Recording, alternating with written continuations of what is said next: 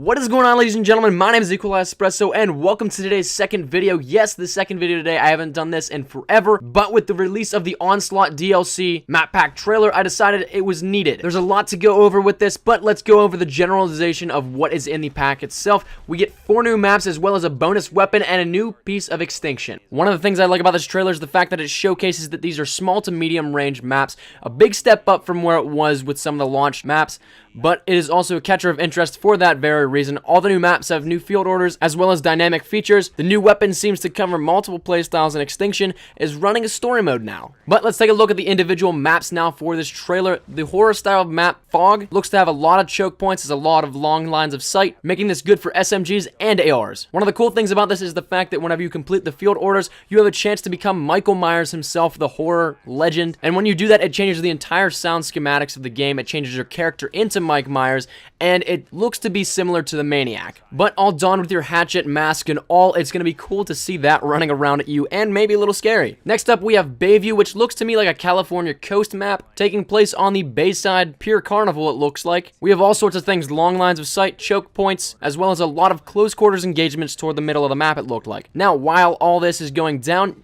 you can see naval ships in the background, which is part of the field orders. If you get those completed, you get to call in an artillery strike, and my hoping is the fact that it gets more than the mortar fire on Warhawk, because the same thing happened with a mortar strike, but you would get 1 to 3 kills probably with the mortar fire on Warhawk. Hopefully you get more, and it makes the field orders actually worth it, but you also get to be able to ride in trolley cars, something you can put equipment in, which, shown by the sentry gun, I'm guessing that you're going to be able to do almost everything in that. Next up, we have Containment, the Mexican town, which is the area of the campaign in which Rourke is lost. This one is going to cater to ARs, as there are a lot of long lines of sight from the overviews that we have shown, but under the bridge, SMGs are going to be able to thrive in close quarters engagements, trying to flank and get around the enemies. Now, the field orders for this map are also a mortar strike, but it's going to be a mortar strike plus something else, and this something else is pretty big, actually. In the middle of the map, there is a radioactive missile, and whenever this mortar strike is called in, it is going to explode that missile, killing everything in the wake of the missile. So it's not as deadly as a KEM, but I'm guessing the radius is going to be pretty big. If not, it's going to be a medium range, and it's going to take out a fair amount of enemies. Now, the final map for the multiplayer realm is Ignition, which is a remake of Scrapyard. The actual rumors that were about this are, in fact, confirmed at this point. It's based on the launch base that was in Florida in the campaign of Call of Duty Ghosts,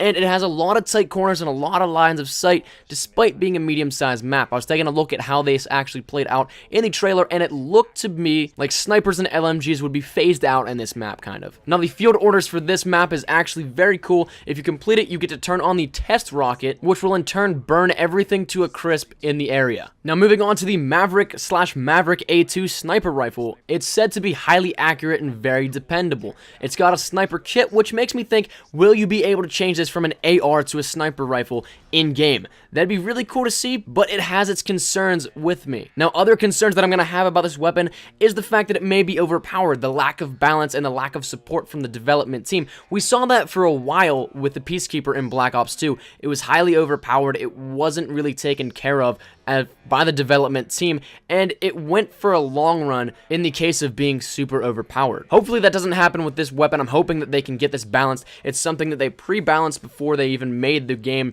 to the public, so like they had it ready for a beta and an alpha build. But whether or not that's the case, I guess only time will tell. Now, for once, I'm actually excited to talk about Extinction. As we're told, this is part 2 of an episodic miniseries, and Mark Rubin says that it is the beginning of a story. This opens up a whole new realm to Infinity Ward players of Call of Duty that Zombies offered previously for those who played Treyarch games. Now, I'm assuming that you're going to be able to have your survival standard type of game mode, but on the side, you're going to be able to do special tasks to complete an Easter egg of sorts. The thing that tips me off with this is the fact that we hear, "Please hurry," and it can be heard in a radio-esque type of recording.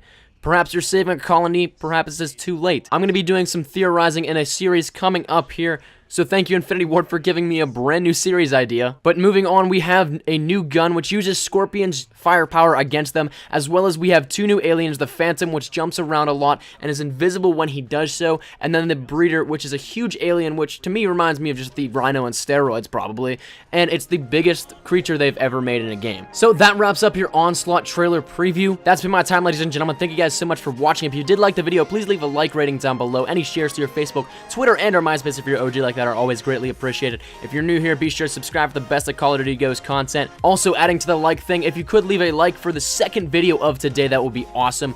As always, I hope you guys are having a great day. I shall see you guys later. My name has been Espresso. Take care and peace.